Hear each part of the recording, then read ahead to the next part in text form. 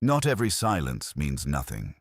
In fact, the silences you should be paying closest attention to are precisely the ones you've been trained to dismiss. The pauses that feel like absence, the gaps that seem like nothing is happening, the quiet that arrives in specific moments with a specific weight and that you have learned through long practice to explain away rather than read clearly. Nietzsche wrote in Beyond Good and Evil, published in 1886, that the most revealing moments in any human relationship are not the ones filled with speech. Speech can be managed, speech can be edited, retracted, reframed.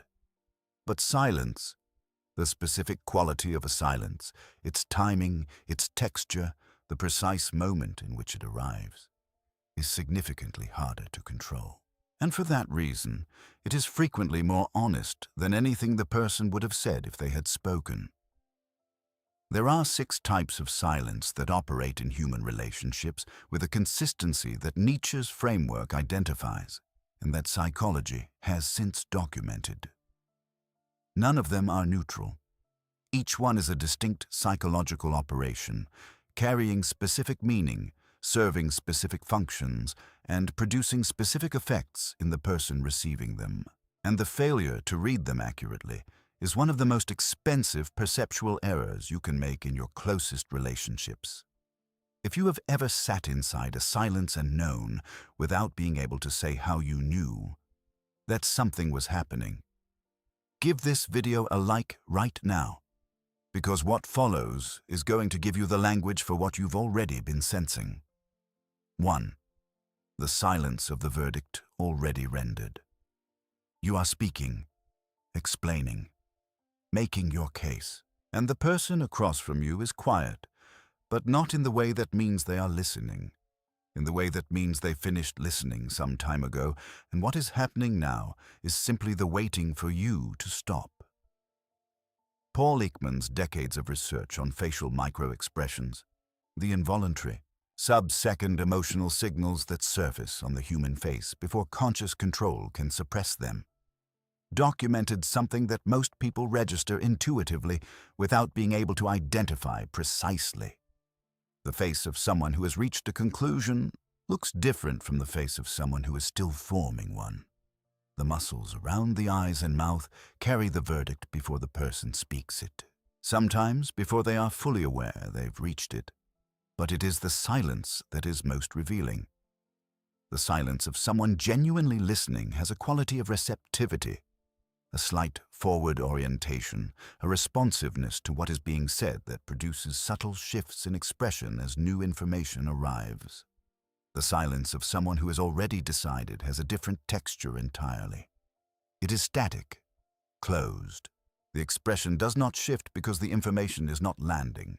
It is being processed through a framework that has already determined its classification. Nietzsche, in Beyond Good and Evil, described this as one of the primary features of what he called the closed type. The person whose relationship to new information is fundamentally defensive rather than exploratory. They are not in the silence to receive. They are in the silence to maintain. And the most important thing you can do when you recognize this silence is stop performing for an audience that has already left the room. 2. The silence that punishes without leaving evidence. This one arrives after something happens that the person found unacceptable. A choice you made, a boundary you held, a moment in which you demonstrated more independence than the relationship's implicit terms allowed for. And the punishment is delivered not through confrontation, not through explicit expression of displeasure, but through a withdrawal so precisely calibrated to produce discomfort that its effect is indistinguishable from intention. John Gottman at the University of Washington, whose research on relationship dynamics produced some of the field's most practically useful findings, identified stonewalling, the complete withdrawal of communicative engagement, as one of the 4 behaviors most predictive of relationship deterioration. What his research documented was not simply that stonewalling damages relationships. It was that stonewalling, when deployed in response to specific behaviors, functions as a behavioral conditioning mechanism. You learn, through the accumulation of stonewall responses, which of your behaviors produce the withdrawal, and you begin, often without conscious awareness, to edit yourself accordingly. This is the specific function of the punishing silence. It shapes your behavior without requiring the person deploying it to articulate what they want changed, to engage with your perspective on the situation, or to make themselves vulnerable through direct expression of their displeasure. The silence does the work of control without any of the accountability that direct communication would require. Nietzsche, in On the Genealogy of Morality, identified this as a primary expression of resentment, the specific psychological structure that forms when resentment cannot find direct expression. The punishing silence is resentment with excellent deniability.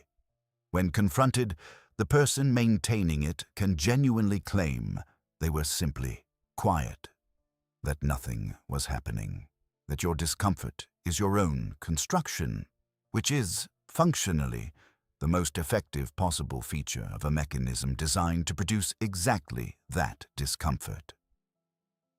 3. The silence of withheld information.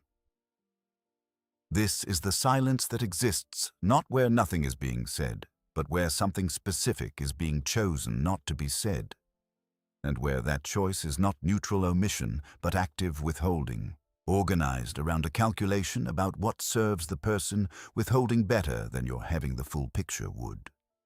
Albert Mehrabian's research at UCLA on the communication of emotional content established the foundational finding in this area. What is not said in a conversation is often more communicatively significant than what is. Not in the simplified form in which his research is usually cited, but in the precise observation that human beings are continuously making choices about what to include and what to exclude from their communications, and that those choices reveal priorities, fears, and intentions that the included content alone cannot show. The silence of withheld information has a specific texture that most people have felt without being able to name. It is the sense that a conversation is happening on a surface above something deeper that isn't being accessed, that the person speaking knows more than they are saying, that the account being offered is accurate in its specifics and incomplete in its totality, shaped by an omission that is not accidental. Nietzsche, in Twilight of the Idols, wrote about what he called the art of the half-truth, the specific sophistication of communication that does not lie, but that frames selectively enough that the impression it creates does not correspond to the reality it claims to represent. The silence of withheld information is the most powerful tool available to the half-truth practitioner. It requires no active deception. It simply requires the discipline to not say what would change the picture, and the calculation that your remaining in possession of an incomplete picture serves their interests better than your having the full one. Think about a relationship in your life where you have consistently sensed that you are operating on incomplete information, where the silences have always felt like they contain something you were not supposed to find. Comment below, "I hear what you're not saying." Just that. Because the person who needs that sentence has been navigating incomplete maps for long enough. 4. The silence of contempt. This is the most painful of the 6 to receive and the most difficult to name, because contempt, in its purest form, does not announce itself. It does not argue with you. It does not engage with what you've said well enough to disagree. It simply does not find you worth the energy of a real response. Gottman's research identified contempt as the single most destructive force in close relationships. Not conflict, not dishonesty, not even betrayal, but contempt. The specific combination of disgust and superiority that communicates without words that the other person is beneath serious engagement, and its primary vehicle is not speech. It is silence. The silence that arrives when you have said something you believed was worth responding to, and what comes back is the specific absence that communicates your belief was mistaken.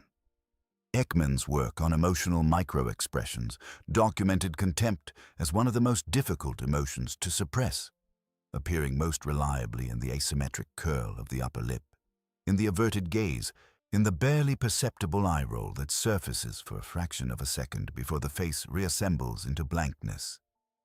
But the silence that accompanies these micro-expressions is the primary carrier. The expression lasts milliseconds. The silence after it can last the entire conversation. Nietzsche, in Thus Spoke Zarathustra, wrote about contempt in a register that most readers find surprising, not as something to be avoided, but as something to be examined for what it reveals about the person expressing it. Contempt, he argued, is the emotion of someone who has stopped engaging with reality and begun substituting a hierarchy of their own construction for the complexity of what is actually in front of them. The silence of contempt is not the silence of someone who has found you beneath response. It is the silence of someone who has found the work of genuine encounter too demanding, who has chosen the economy of dismissal over the cost of real attention. That is not your diminishment. That is their limitation. And recognizing the difference is what removes the silence's power to define you. 5. The silence of strategic ambiguity. This is the most intellectually sophisticated of the 6. The silence deployed not to punish, not to withhold information, not to express contempt, but to maintain optionality, to preserve the possibility of multiple interpretations in a situation where committing to any single one would close off advantages the person is not yet ready to relinquish. Dache Keltner at UC Berkeley, whose research on power dynamics has documented how high-power individuals manage information in ways that preserve their positional advantage, identified what he calls strategic opacity, the deliberate maintenance of ambiguity about intentions, commitments, and evaluations as a mechanism for retaining flexibility in relationships where flexibility confers power. The person who never quite says yes and never quite says no, whose silence can always be read as either encouragement or hesitation depending on what the situation subsequently requires. This person is not confused. They are managing. The silence of strategic ambiguity is most commonly encountered in professional relationships, in romantic contexts where commitment is being evaluated, and in friendships where one person's investment significantly exceeds the other's. It is the silence that keeps you in a waiting position, engaged enough to remain available, uncertain enough to remain manageable, never quite in possession of clear enough information to make a decision that would change the dynamic. Nietzsche, in Humano demasiado humano, wrote about what he called the cultivation of uncertainty as a social instrument, the deliberate maintenance of conditions in which another person cannot get their footing clearly enough to move independently. The strategically ambiguous silence is this instrument in its purest form. It requires nothing of the person deploying it except the discipline to not resolve what is more useful to them unresolved. This channel exists outside the algorithm. No sponsorships, no brand deals, just research, writing, and the belief that ideas sharp enough to change how you see yourself are worth protecting. If this is giving you language for something you have been navigating without a map, consider supporting this work directly through the link in the description. Every contribution keeps this independent, and independence is what makes this kind of precision possible. 6. The silence of someone who has already left. This is the last of the 6 and in some ways the most important, because it is the one most people spend the most time and energy trying to misread. The person is still present, still responding occasionally, still occupying the physical space of the relationship. But the silence that has settled into the interactions has a specific quality that is different from all the others. It is not organized around punishment or withholding or contempt or ambiguity. It is organized around absence. The person maintaining it has, at some level of their interior, already made a decision, already completed a departure, already relocated themselves to a distance from the relationship that the physical proximity has not yet caught up to. Kipling Williams' research at Purdue on ostracism and social exclusion documented the specific neurological signature of this kind of absence. The way the brain registers the loss of genuine social engagement even when the physical presence is maintained, activating the anterior cingulate cortex in patterns that closely parallel the response to physical pain. You feel it before you can name it. Something is missing in the interaction that used to be there. The responses arrive, but they are formal, present in structure and absent in substance, like letters written by someone who has already moved away. Nietzsche, in Ecce Homo, described the specific clarity that comes from recognizing when a relationship has ended before the formal ending has been declared. The capacity to read what is actually happening rather than what the maintained appearances suggest. He called it one of the highest expressions of self-respect, the refusal to perform investment in something that has already withdrawn its essential engagement, even when the withdrawal has not been formally announced. Marco Aurelius, in Meditations, made the practical observation that applies most directly here. Responding to what is actually present, rather than what you wish were present, is not pessimism. It is the only basis on which genuine decision-making is possible. The silence of someone who has already left is telling you something that their continued physical presence is designed, consciously or not, to obscure. And reading it accurately, however painful, is the beginning of the only response that actually serves you. Now the part that requires the most from you. Because across these 6 types of silence, there is a thread that runs in both directions. And the honesty this topic requires means following it all the way. You have received these silences. You know their specific textures.